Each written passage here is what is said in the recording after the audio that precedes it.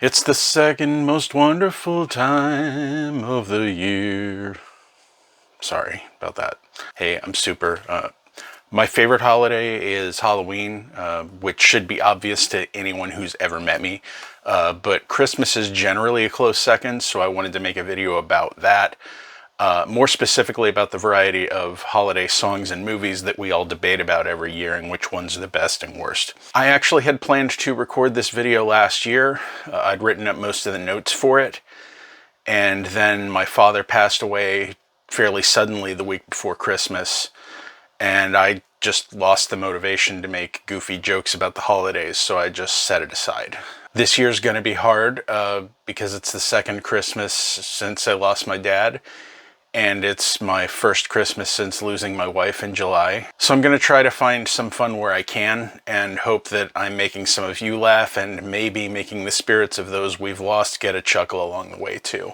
Opening disclaimer, this is going to veer wildly in places from funny to serious, and I may say something you don't like about your favorite holiday song or movie. If that happens, it's what the YouTube's comments area was made for, so go there and yell at me. Now, I've heard that people enjoy numbered lists, so I'm going to give that a try for some of this. First up is my own personal hell. I mean, top 5 bad holiday songs. I guess that's bottom 5, really, not top 5 because they're the worst, whatever. Number 5 is the 12 Days of Christmas. It's kind of an obvious one. It's at the 5 spot because it's the least annoying or offensive to me of these that are on this list, but it's long, it's deeply repetitive. It becomes more of an endurance and memory test than an actual song at some point and doesn't really mean much of anything. There have been rumors and such over the last 40 years or so that the 12 gifts in the song were a secret code for Catholics in England during a time when being Catholic was illegal. Though there's never been any real evidence to support that claim, the things claimed to be part of the code are just as much part of Protestant dogma as Catholics, so it doesn't really make much sense as a claim. English Protestants in the 18th century were very assuredly not persecuting children for knowing the 4 Gospels. That's ludicrous nonsense, kind of like this song in general. Number 4 is something that's going to be slightly more obscure unless you have lived in the DC area at any time since the 1980s, and that is a song called Christmas Eve in Washington. I've lived in this area for most of my life, near DC, and I've worked in DC for most of my life. I've mentioned before that I was in Southern California for most of my childhood. I was born in DC. We moved back to the DC area as I reached my teen years, and I've been here ever since. So I've heard this song a number of times, and I wish I hadn't. This song is inescapable on the radio here, and it has been since the 80s. It's just sort of sonically painful. It's like unpleasant warbling, and the lyrics are mostly just a list of stuff in the District of Columbia, like pandering to hometown folks, like, ooh, how clever, she said the name of a thing in the city, combined with a dash of cloying nationalism. It's like the God Bless the USA of Christmas songs, and it's insufferable. It was written in about 20 minutes. Like, the entire song was written in like 20 minutes. That's not a joke. That's a true fact about the creation of this crappy song. And I don't know, maybe I should do that, like, I could make a song that's just a list of stuff in DC and sounds awful just as well as anyone else, I think. So maybe I should give that a shot, get some radio play. Moldy carpet on the metro, homeless buskers in the park, road construction never ending, rats that mug you in the dark. I don't know. That's DC. Anyway, Christmas Eve in Washington sucks. The writer and performer of the song famously told people when it was told to them that the song sucks, said they could change the station if they didn't like it. Don't mind if I do! So number 3, the Christmas song is on this list, and I know you're all screaming at me, but it's just overplayed and it's not that great. Every single person who does a holiday album feels the need to cover it, so it's impossible to escape it.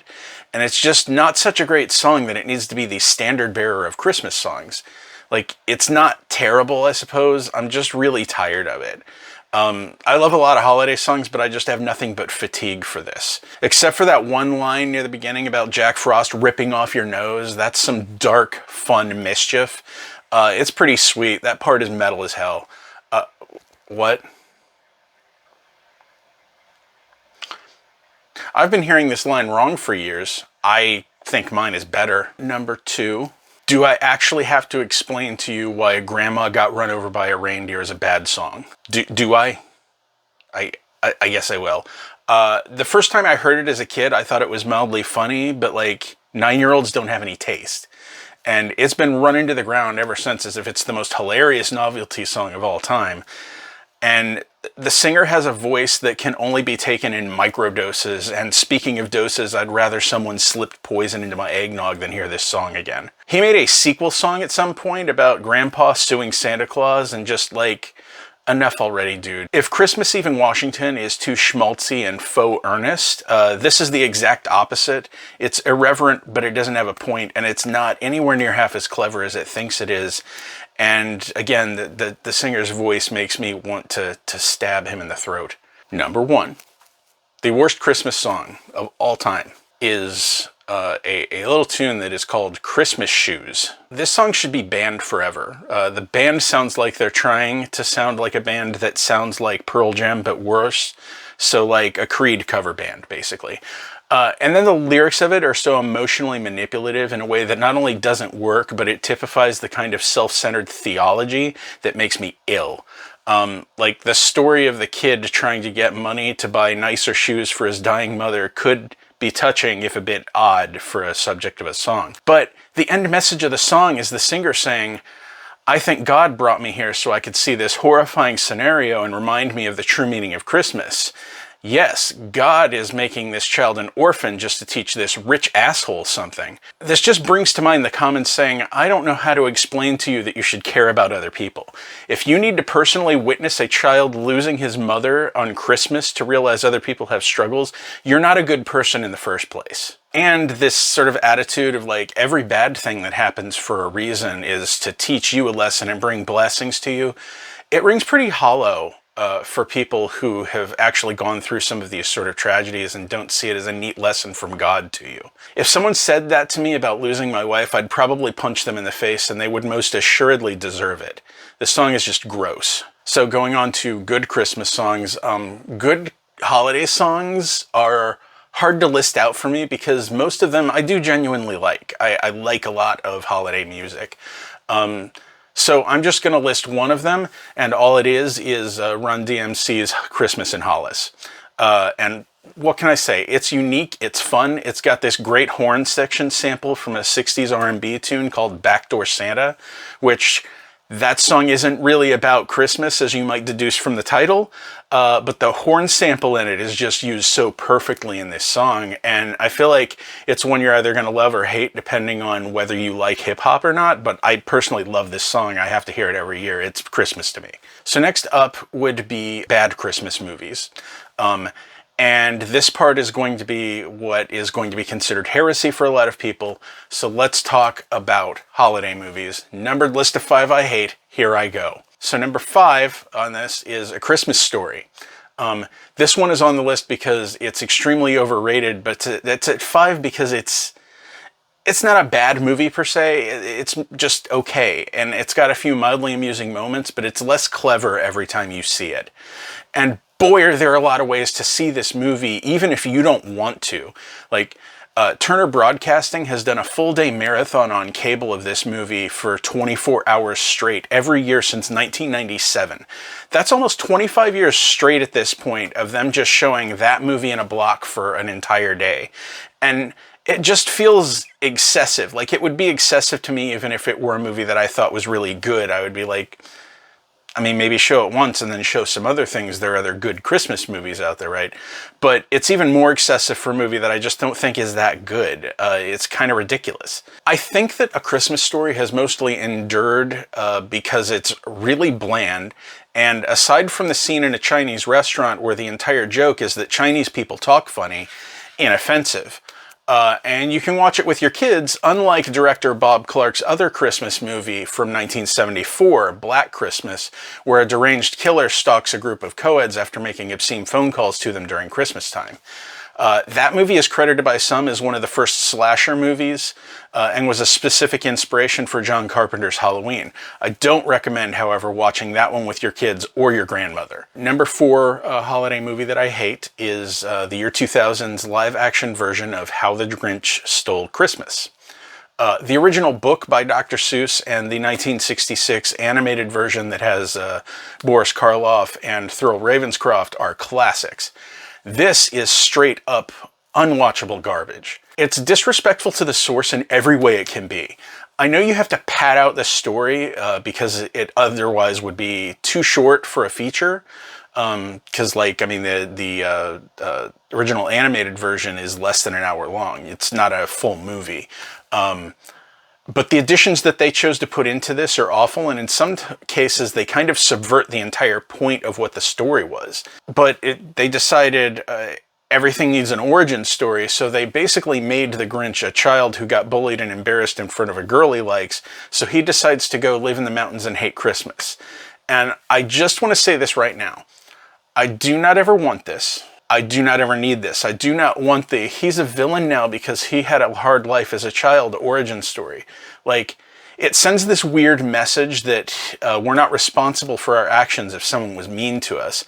And it's overdone, it's irrelevant, and it's also like a bad message. Also, the movie reframes all of Whoville as this materialistic consumer society, which is the exact opposite of the original story, where the whole point was that the Whos lose all their stuff and they don't care, because that isn't what Christmas is actually supposed to be about. By softening the Grinch's character to make him more sympathetic and likable, and at the same time making it so everyone else has to learn the same lesson he does about what Christmas really is, it turns it into something that's very muddled. Oh, also, the star of this movie was apparently an enormous dick to everyone on set, kicked a hole in the wall of his dressing room, would disappear for hours at a time, and eventually had to have a talking to from the makeup designer and the director to get him to stop acting like a freaking toddler. The widow of Dr. Seuss apparently also had to veto them making a bunch of sex jokes in the movie, which should have been a red flag in the first place, where she should have just, had some sort of clause to,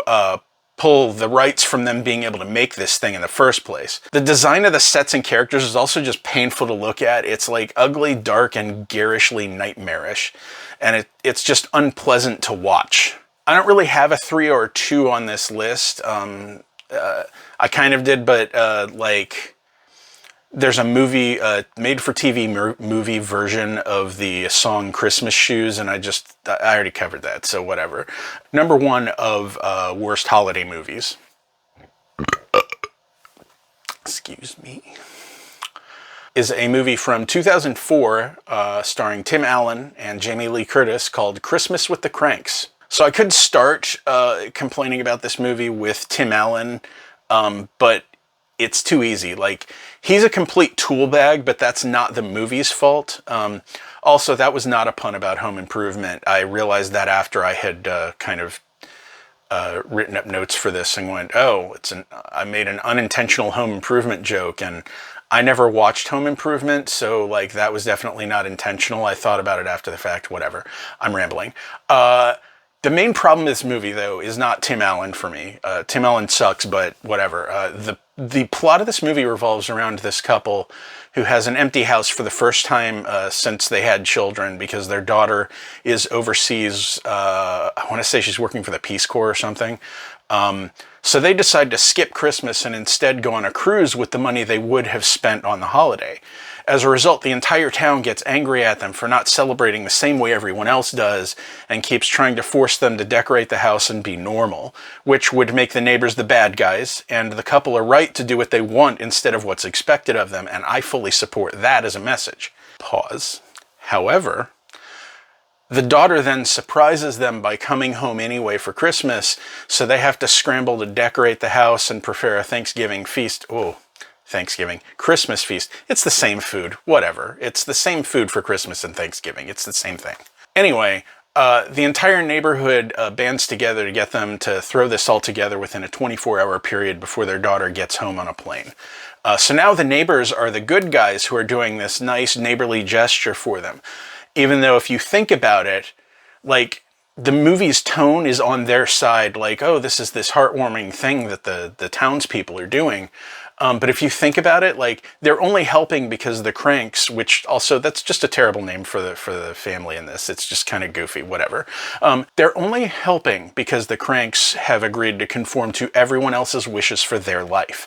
And in the end, Tim Allen's character admits that he was wrong to have ever considered not having a normal traditional Christmas.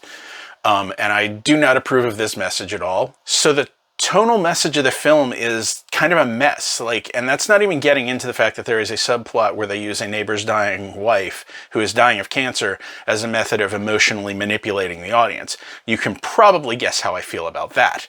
But leaving all of that aside, this movie is just generally not funny and not interesting.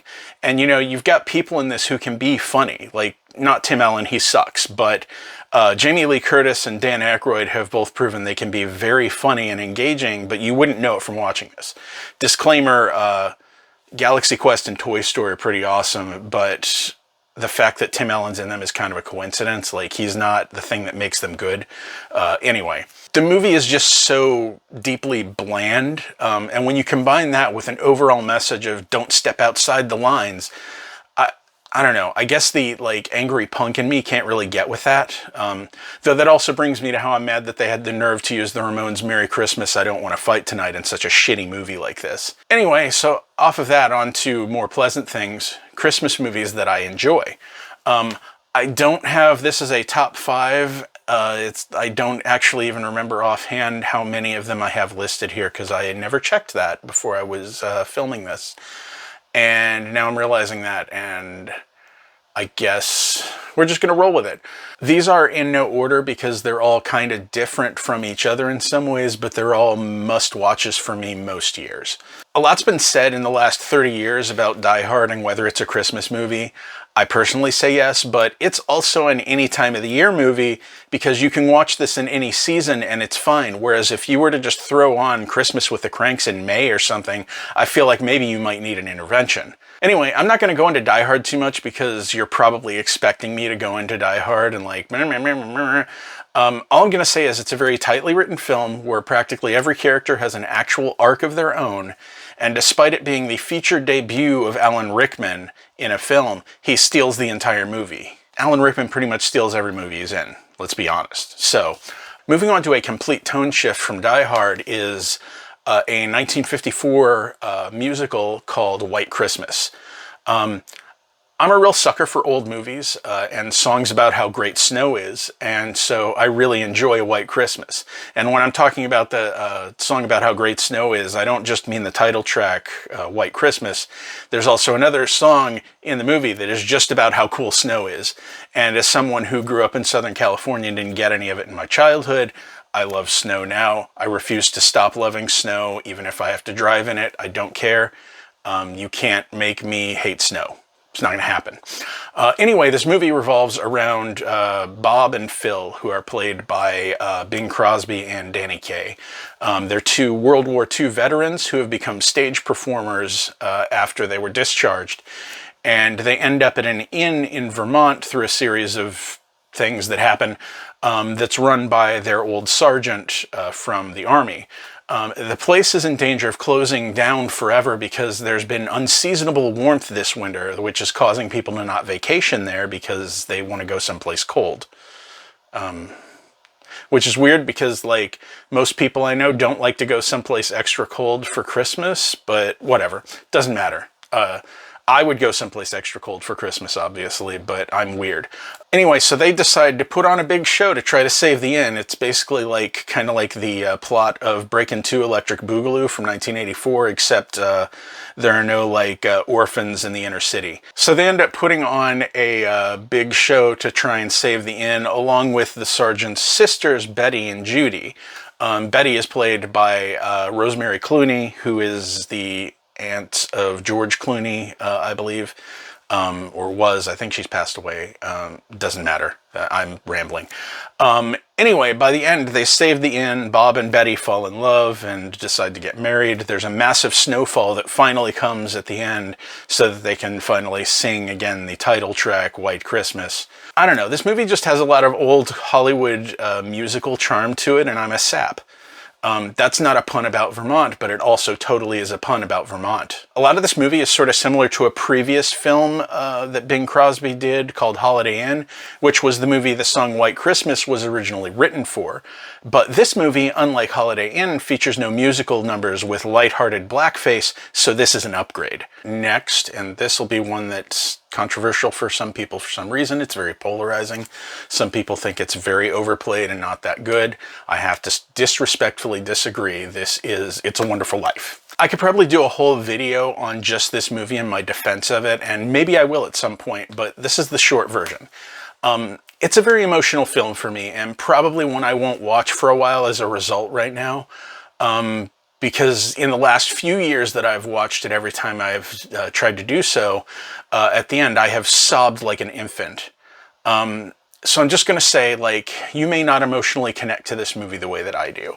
But when you've been through some serious hard times and you've been hanging by a thread and been lifted out of it by your friends and your family expecting nothing back from you, and thus very literally been in George Bailey's shoes, this movie takes on a different meaning. And it has some bits of comedy in it that I think still work really well, and a lot of 1940s comedy does not age that gracefully. I think there's still stuff in there that is funny and stuff that's emotional, and it knows how to deal with those two beats and interplay between them in a way that doesn't short either one of those feelings. And so I really appreciate that. I like a lot of Jimmy Stewart movies. I've tended to like a lot of Frank Capra movies, so, you know, I think this is a good one, and I really enjoy it. And if you don't, that's okay. You don't have to watch it. It is kind of long. Next up is a Muppet Christmas Carol. I wouldn't say that this is the best version of A Christmas Carol. If I were trying to judge that, oh God, I don't think I can judge like which one is the best version of A Christmas Carol. My two personal favorites are this and Scrooged. Just because they're both a little bit irreverent and kind of silly. But this is also the only version of A Christmas Carol that has Muppets, and I love Muppets. Plus, it has a ton of Rizzo, and he's one of my personal favorite Muppets, along with Uncle Deadly and Gonzo and Animal. So, down to like the end of this entire thing, and the last of the holiday movies that I want to talk about here is Casablanca. Now, I know you're saying Casablanca is not a Christmas movie. And okay, maybe not, but I like to watch it every Christmas anyway. It's become like kind of a tradition in my mind. It's set in December of 1941, and most specifically, it is set in the week prior to the Japanese attack on Pearl Harbor that pushed the U.S. into World War II on December 7th.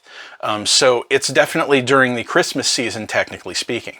It's also one of my favorite movies in general, and it's one of the only truly perfect movies ever made, in my opinion.